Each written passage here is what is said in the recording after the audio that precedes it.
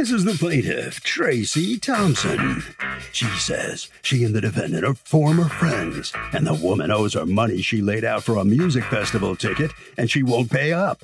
She is not going to allow the defendant to rip her off like that, and is suing her here and now for the $488 she's owed. This is the defendant, Margaret Wyatt. She says the plaintiff got mad at her because she took her picture in a bathing suit, and their friendship unraveled. As far as the music festival ticket, she has the receipt to prove she paid for it herself and owes nothing to this oversensitive former friend of hers. She's accused of letting the music die.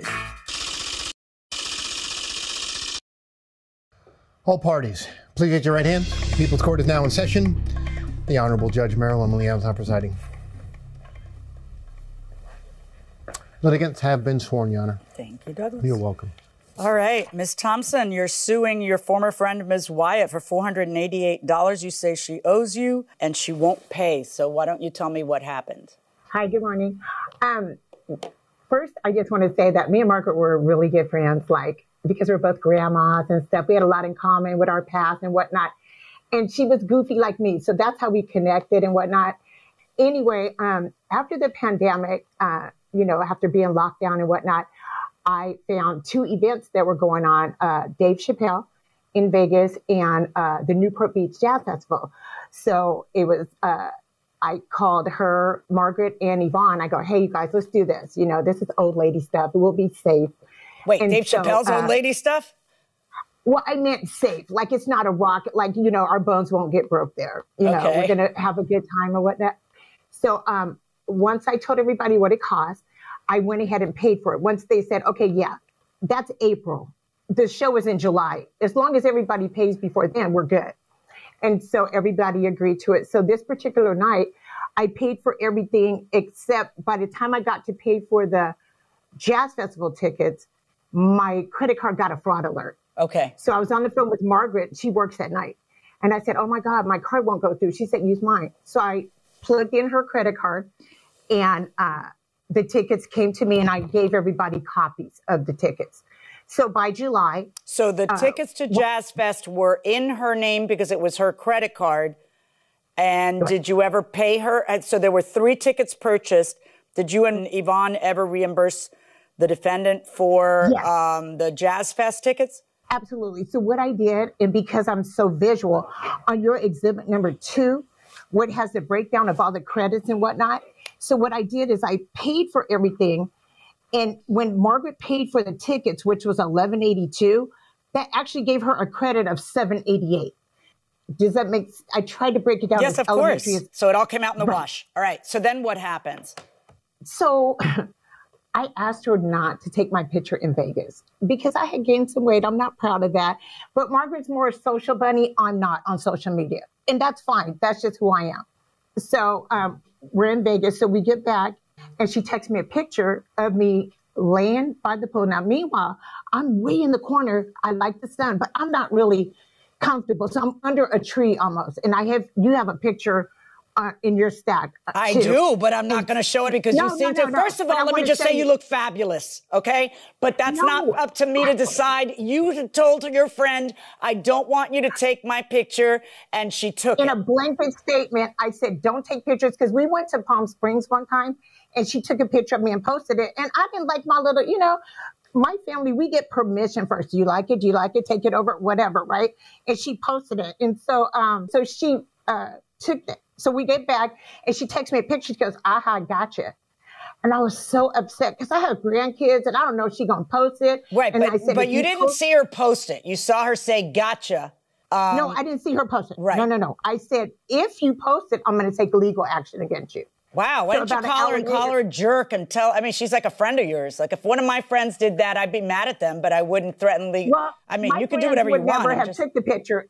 Well, real friends, you would have respected the fact I told you not to. So right. Sometimes you got to tell your friends things over and over. It's kind of like my husband. But anyway, this was my last straw with her because she did a whole lot of things that weekend. That was probably my last straw. So anyway, oh, okay. A couple hours later, she goes, Well, I said in there that I'm uncomfortable being in a room with her now in Newport. Why?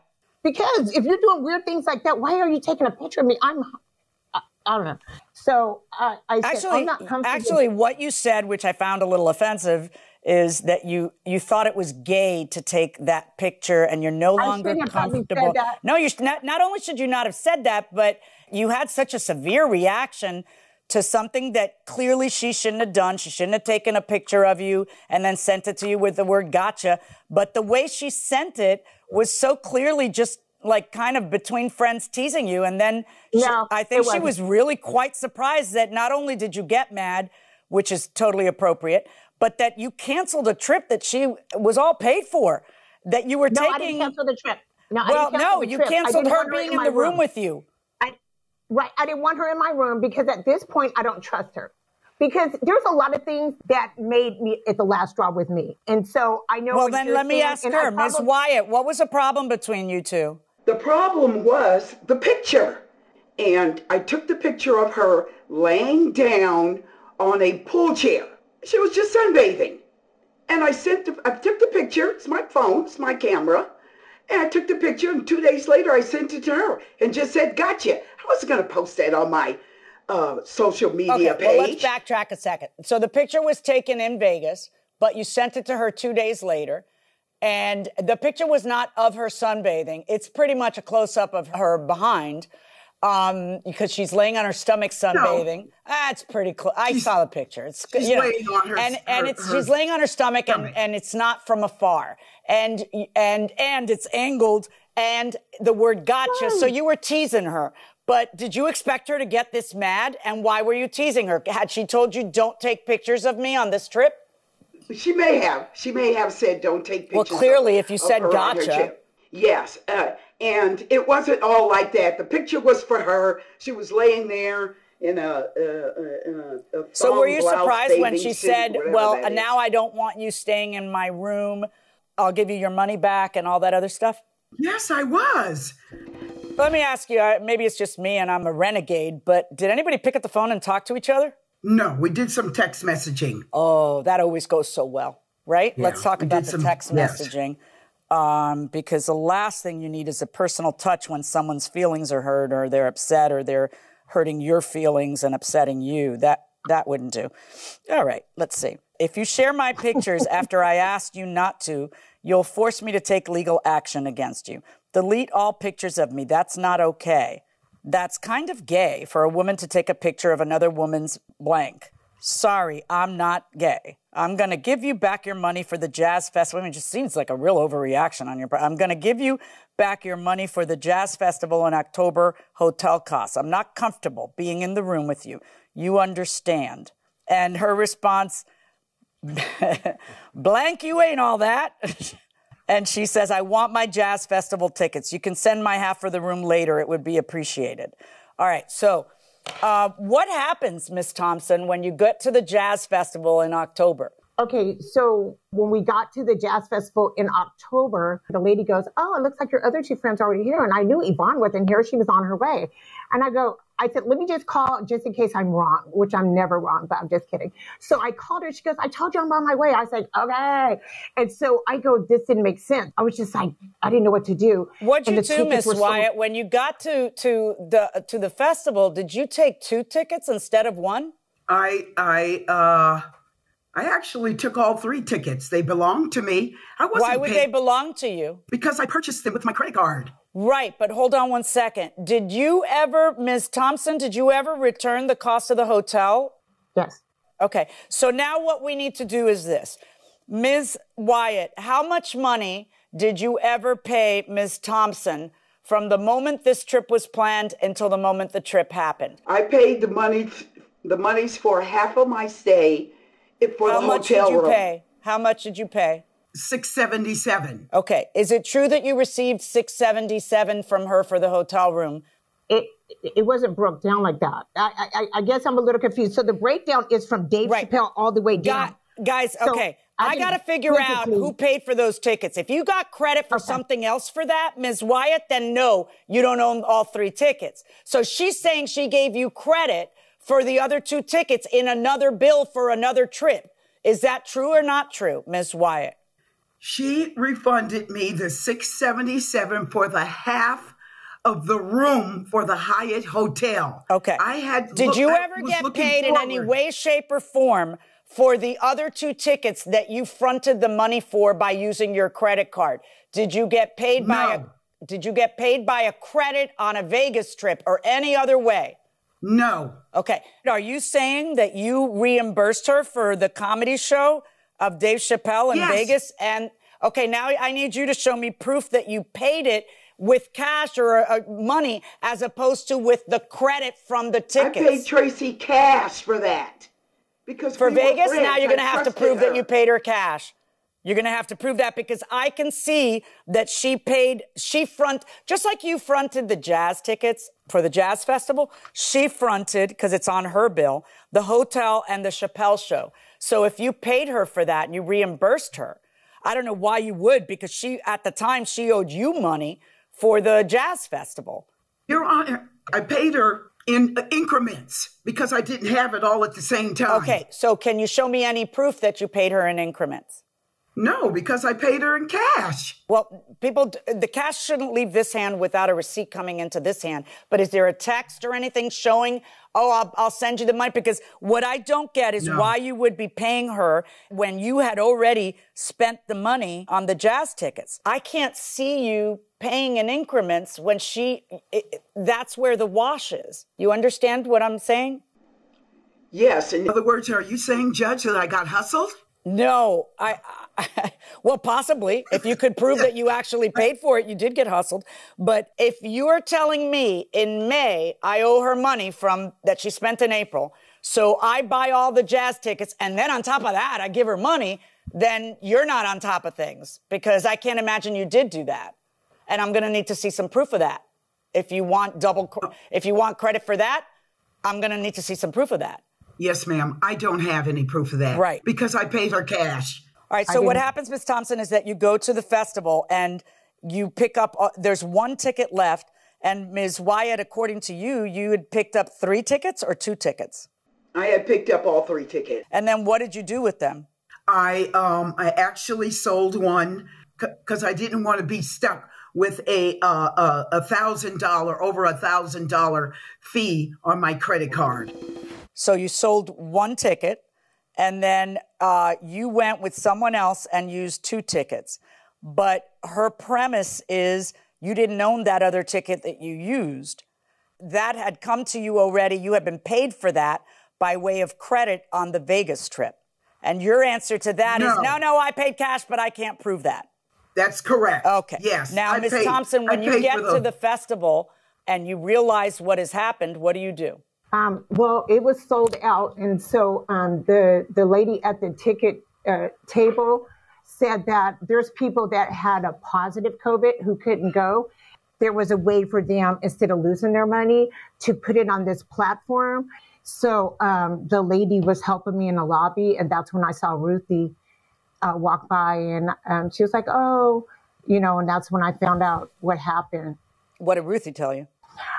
She said, I'm here with Margaret. She gave me a ticket for the thing. I said, really? Where's Margaret at?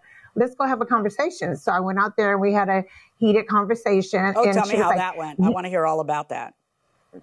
I felt embarrassed talking that way, but I was just upset that she said we didn't pay her.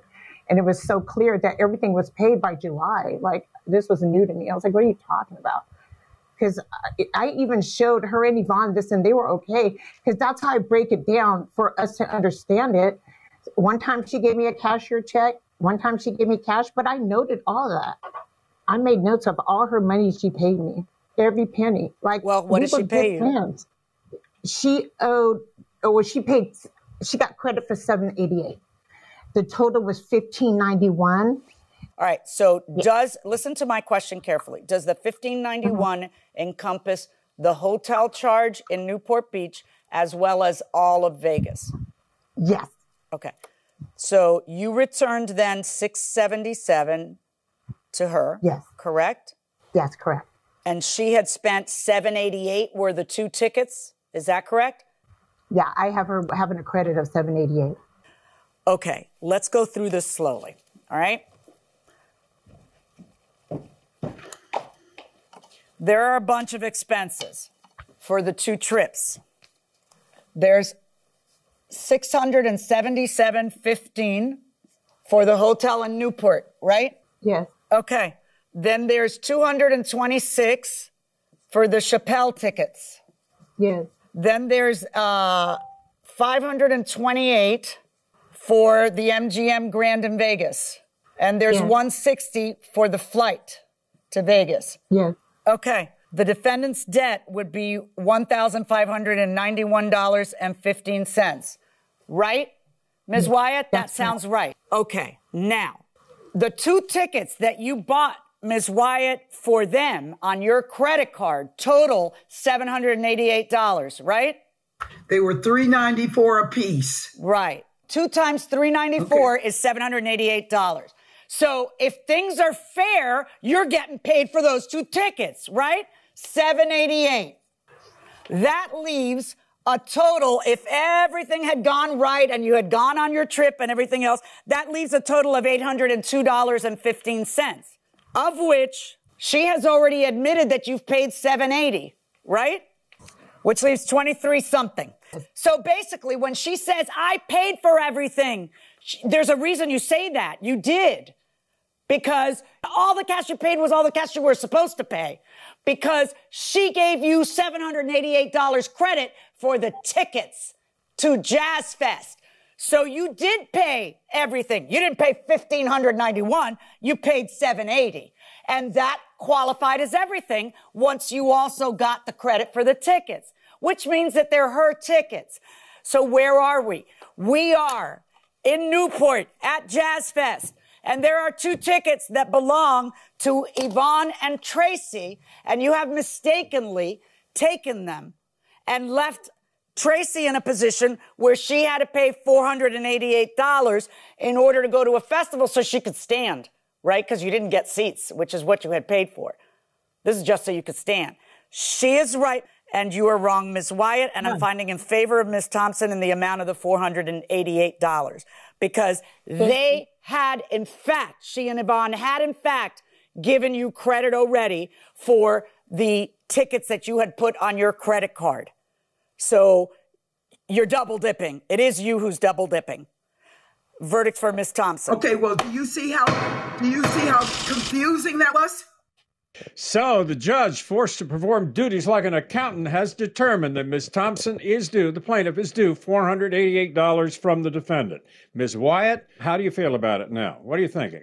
I'm just so glad it's over. And can you see why that I would have gotten so confused about that? And I really want to apologize to Yvonne, because Tracy just yak all about this stuff. So I do want to take the time to apologize to Yvonne, which is the friend of Tracy that was mixed up in this whole thing. And I hope she accepts my apology. All right. Ms. Thompson, let me ask you, how do you feel about the outcome of the case? You did prevail. You're going to get $488. I'm glad she took the time out to look at the evidence, and I appreciate that. I feel happy. Look, is this friendship over, by the way? You guys were good buddies. You said she was goofy like you. The picture didn't destroy our friendship. It made me uncomfortable. It's what she said, because at the age of 60, we just don't talk to friends that way. So that's what destroyed our friendship. And it is sad because I really like her and her mom and everybody, but I have to make decisions, So when you say you have to make decisions, then as far as you're concerned, the friendship is over. Is that right? That's correct. That's correct. All right, Harvey, this was a complex one. What do you think? Well, Doug, one of the things that comes up as much as just about anything in the People's Court is whether something is a loan or a gift. And especially when friends are trading money and other things back and forth, if there is something that is clearly supposed to be a loan, make some kind of confirmation via text or email saying, hey, I was happy to lend you the money and I expect it back by the end of March or whatever. But that is the way to protect yourself. Someone has owed me $550 for over 10 years for a car he bought from me. I know it's past the statute of limitations, but during the first year of the pandemic, he dropped off $60 and admitted on Facebook that he still owes me the balance. Does this recent admission that he still owes the money reset the clock on that statute of limitations? Indeed. It does. Bingo. Ding, ding, ding, ding. That's exactly what happens. All causes of actions have a statute of limitations, which means it's the period within which you must bring suit. Otherwise, it's considered stale and done. Usually between 3 and 6 years, depending on the state. And there's a good reason for it, because it becomes harder and harder to disprove the allegation the further back in time it is. Like if all of a sudden you sue me in year 10, I'm like, well, I don't have my records from 10 years ago. I don't remember that. I can't even find the witnesses. They all moved away. But in a debt case, there's really just one issue, and it's the debt. So if you can prove that the person has promised to pay recently, that promise to pay is yet another debt. Right. So when they acknowledge it on Facebook, that is golden. That's the key. When it's getting old, if you want to kick it in again, is you make sure that you have proof that the person has admitted the debt. Right. So that guy just breathed new life into a dead claim that really probably was not collectible under any circumstances otherwise, right? Right.